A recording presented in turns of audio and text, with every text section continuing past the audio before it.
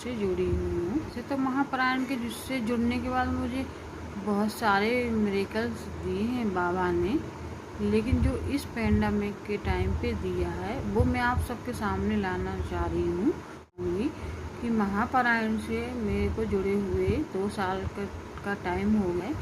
तब जब मैं महाप्राण से पहले महाप्राण के बारे में कुछ भी जानती नहीं थी, लेकिन मैंने फेसबुक पे ऐसे देखा कि महाप्राण में बाबा के सब एक्सपीरियंस आते हैं, सब लोग शेयर करते हैं।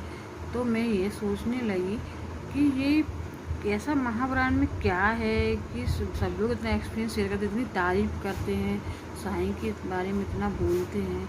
तो मैं भी सोची, मैंने कहा मैं भी महाप्राण से जुड़ूँ। बाबा से तो मैं वैसे काफ़ी टाइम से जुड़ी थी, लेकिन बाबा के जो क्लोज जाने का मुझे मौका मिला है साईं कृपा से, वो मुझे महाप्राण से मिला है। महाप्राण में आने के बाद मैंने महसूस किया कि धीरे धीरे कैसे सारी प्रॉब्लम्स अपनी, कैसे सारे अपनी जो परेशानियां हैं वो धीरे धीरे कैसे सॉर्ट आउट होती जाती हैं, वो अपन को पता भी नहीं चलता है। और वो सबको अपना जो टाइम है ख़राब वो निकलता जाता है। और अपन को बाबा सबसे पहले अपन को क्या करते हैं, अंदर से मजबूत बनाते हैं और फिर अपन को खुशी देते हैं। पहले साईं अपन को खुश रखना सिखाते हैं, फिर उसके बाद आपकी जो भी इच्छा, जो भी परेशानियां हैं वो साईं धीरे धीरे पूरी करते हैं। और साईं आपसे कुछ नहीं चाहते हैं, साईं आपसे बस इतना चाहते हैं, श्रद्धा और सबूरी। और साईं ये चाहते हैं उन्हें बस दिल से प्यार करो, दिल से, और उनसे कुछ मत मांगो। वो आपको बिन मांगे ही बिन समझ जाते हैं, इतना कुछ देंगे आपको इतनी आपने उम्मीद ही नहीं की है। लेकिन वो है समय आने पर देंगे, क्योंकि साईं की चक्की बहुत धीमी चलती है। लेकिन जब जिस टाइम वो देते हैं ना, ऐसे देते हैं कि लोग बाग उसकी सोच भी नहीं सकते थे हम।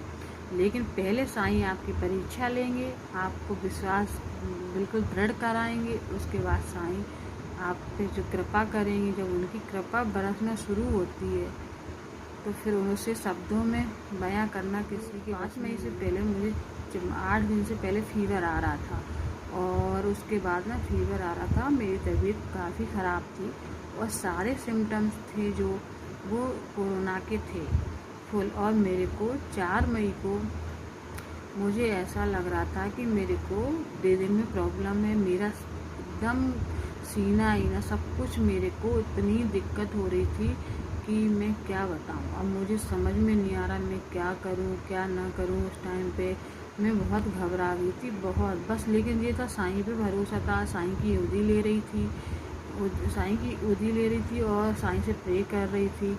फिर मैंने सोचा, मैंने कहा बाबा अब तुम ही करोगे, जो भी करोगे, मुझे नहीं पता है कैसे करना है। लेकिन ये कठिन समय, मेरे 2 छोटे छोटे बच्चे हैं, मैं बीमार पड़ गई और मेरी वजह से बच्चों को, अगर मैं पॉजिटिव आई, बच्चों को हुआ तो फिर दिक्कत हो जाएगी। तो मेरे बच्चे भी मुझे देख के घबराने लगे कि माँ की तबीयत ख़राब है, अब क्या करें। वो भी बहुत घबराने, रोने लगे। फिर उन्होंने क्या करा कि बाबा के साईं सचिव उठा के मेरे पास रखा और उनने एक कॉपी ली। 10-11 बजे का टाइम होगा नाइट में, तो उन्होंने दोनों ने एक एक कॉपी ली और बाबा के पास बैठ गए। 1,000 बार दोनों ने ओम साईं राम लिखा। और ऊपर ब्रैकेट में अपना जो विश थी, वो उनकी विश तो यही थी कि हमारी मम्मा को ठीक कर दो सुबह तक है। और उन्होंने उसमें 1,000 बार साईं राम लिख के और बाबा के पास रख दिए। दोनों ने अपनी अपनी कॉपी खोल के ऊपर पेन रख के रख दिया। और मैं पूरी रात, मेरे को वो काली रात थी, मुझे समझ में नहीं आ रहा था कि मैं क्या करूँ। इस टाइम डॉक्टर के जाऊँ, और सांस लेने में मुझे प्रॉब्लम हो रही थी। फिर मैंने बच्चों को मैं बोल रही तुम लोग सो जाओ, लेकिन बच्चे नहीं सोए पूरी रात। मेरे बच्चे बाबा को बहुत मानते हैं, जैसे मैं मानती हूँ वैसे वो भी मानते हैं बहुत। तो फिर मेरे को, लेकिन रात में मुझे एक बार ऐसा लगा कि साईं मुझे अंदर से बोल रहे हैं कि तुम सुबह तक तुम्हें आराम मिल जाएगा। फिर भी मैं रात भर साईं सचेत रख के अपने सीने पे पूरी रात रखे रही। और दर्द हो रहा था, मेरे को सांस लेने प्रॉब्लम थी, मुझे नींद तो आना ही नहीं है जब सांस ही नहीं अपन ले।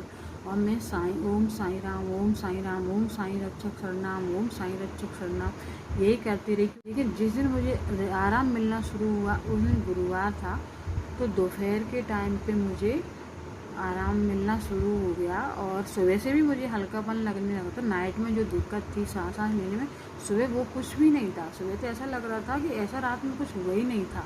मुझे सांस लेने में कोई दिक्कत नहीं थी, ऐसा कुछ भी मुझे रात में हुआ ही नहीं था।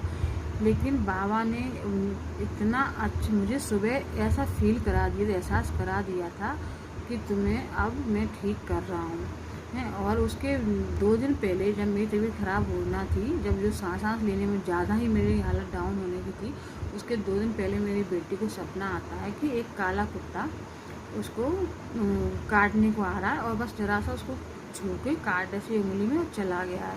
तो वो मेरे को बोलती, मम्मा ये कुत्ता दिखा था मुझे सपने में, मुझे काटेगा तो नहीं? तो मैं कहने लगी, मैंने कहा नहीं काटेगा नहीं, वो तो साईं ने सपना दिया है, अपनी किसी बड़ी परेशानी को वो टाल रहे हैं। लेकिन ये क्या पता था कि वो मेरी परेशानी जो वो टाल रहे हैं। फिर मैं धीरे धीरे बिल्कुल ठीक हो गई। ये साईं की बहुत बड़ी कृपा है। हम साईं पे अगर दृढ़ विश्वास करेंगे, सब कुछ उनके चरणों में हम डाल देंगे कि साईं तुम ही हमारे डॉक्टर हो, तुम ही सब कुछ हो, तो बाबा ज़रूर आते हैं, ज़रूर मदद करते हैं, किसी भी रूप में करें, कैसे भी करें, किसी को भेज के करें, लेकिन साईं मदद ज़रूर करते हैं। साईं आपको बिल्कुल भी रोता नहीं देख सकते हैं, बिल्कुल भी परेशानी में नहीं देख सकते हैं। वो खुद बोलते हैं, मेरा भक्त जब रोता है तो मैं रोता हूँ। और परीक्षा भी उन्हीं की लेता हूँ जो मेरे बहुत करीब हैं। इसलिए मैं तो आपसे यही कहती हूँ सभी से कि साईं को मानो और महापरायण से ज़रूर जोड़ें। लेकिन बाबा के जो क्लोज जाने का वो तरीका है वो हमें महापरायण से ही मिलता है। महापरायण जुड़ने के बाद हम साईं सचेत पढ़ते हैं और बाबा के बारे में जानते हैं, क्योंकि वहाँ पर पूरा माहौल ही साईंमय हो जाता है।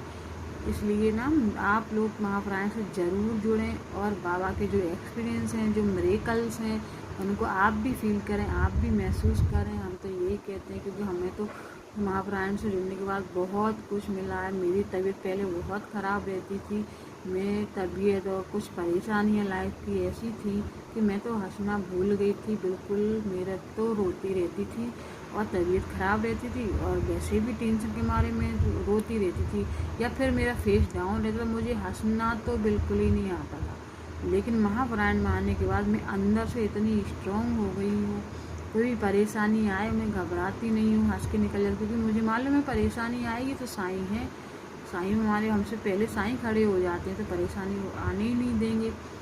फिर उसके बाद महापरायण में जुड़ने के बाद मुझे धीरे धीरे लाइफ ईजी होती गई। आज मेरे को बहुत अच्छा लग रहा है। मैं किसी के जरिए नहीं जुड़ी हूँ महापरायण में, मुझे तो साईं ने खुद जोड़ा है। मैं तो FB पे बस ऐसे ही बाबा के बारे में महापरायण का एक पेज मिल गया, तो मैं पढ़ रही थी कि कैसे क्या है इसके, उसमें बाकी मिरेकल्स हैं, एक्सपीरियंस हैं, वो आते थे लोग शेयर करते थे। मैं कहते बाकी में ये कुछ ऐसा है साईं का, मैं भी जुड़ूँगी इससे। तो फिर मैं जब जुड़ी हूँ, मैं आज मनु साईं सर के 479 की डिवोटी हूँ।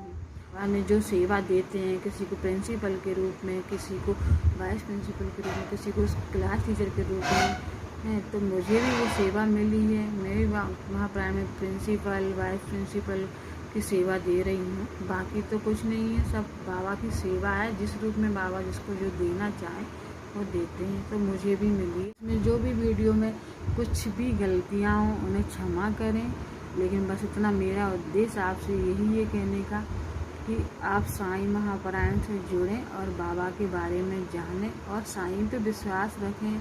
साईं से मुझे तो नहीं लगता है कि साईं के अलावा कोई ऐसी मदद कर सकता। आप उन्हें किसी भी रूप में मानें, गुरु के रूप में, भाई के रूप में, साईं माँ के रूप में, दोस्त के रूप में, भगवान के रूप में, जिस रूप में भी उनकी पूजा करें, लेकिन उन्हें मानें ज़रूर और दिल से मानें। साईं को आप अगर मानते तो दिल से मानें, साईं पे विश्वास रखें, श्रद्धा सबूरी रखें और दिल से प्यार करें, दिल से प्यार करें साईं को।